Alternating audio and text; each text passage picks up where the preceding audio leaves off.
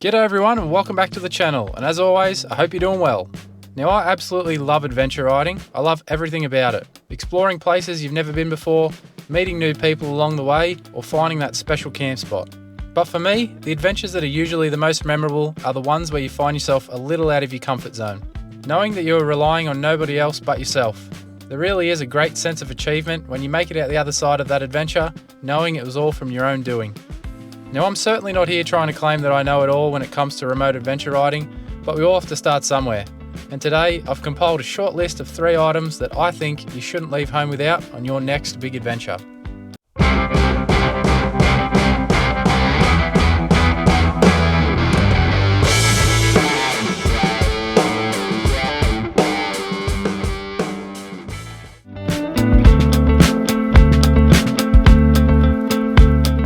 Now to kick this list off, I've gone with what I think is the most important thing to take away on remote adventures, and that is to do with communication.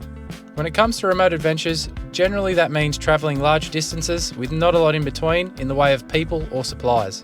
Secondary to this, phone reception is more than likely going to be limited. Should you find yourself in a sticky situation, be that you run out of fuel, the bike breaks down, or even worse, you have a crash, you're going to need to get in contact with someone for some help. Now there are plenty of other options out there when it comes to personal locator beacons or satellite phones, but for me personally, I use a Garmin InReach Mini for all my satellite communications. The Garmin InReach Mini allows me to keep in touch with family while I'm away, no matter where I end up.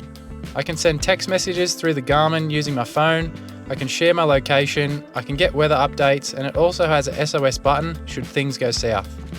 I've found that it is a great investment for the bigger adventures, especially when solo. Now you do require a subscription service to use the InReach Mini. It has different price ranges which all include different features, but I look at it as cheap insurance in an emergency. Obviously not everyone can afford to splurge and get themselves a satellite phone or an InReach Mini, but if you do ride in groups, maybe pooling your money together could be an option, so at least there is one form of satellite communication between the group. Or even at a bare minimum, make sure you tell family and friends where you're headed and when you expect to get there. At least then it's more likely that someone will come looking for you sooner rather than later.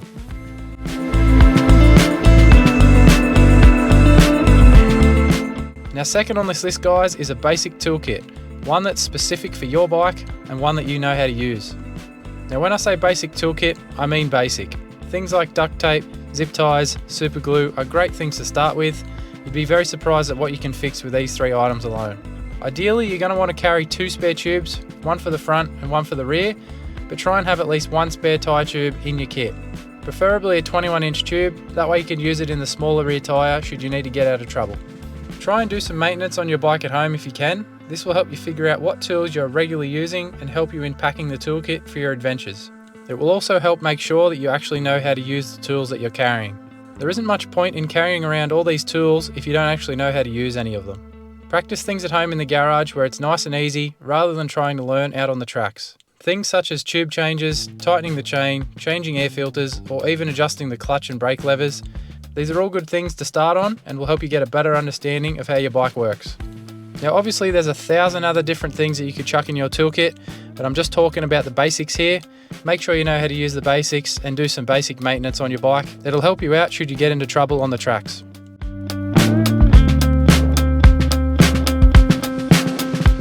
Now the third and final thing for this list that I've got guys is probably going to seem like a bit of a strange one to some of you, but I had this one mentioned to me a few years back and it has just stuck with me ever since, and that is if you have a spare motorcycle key, take it with you on your trips.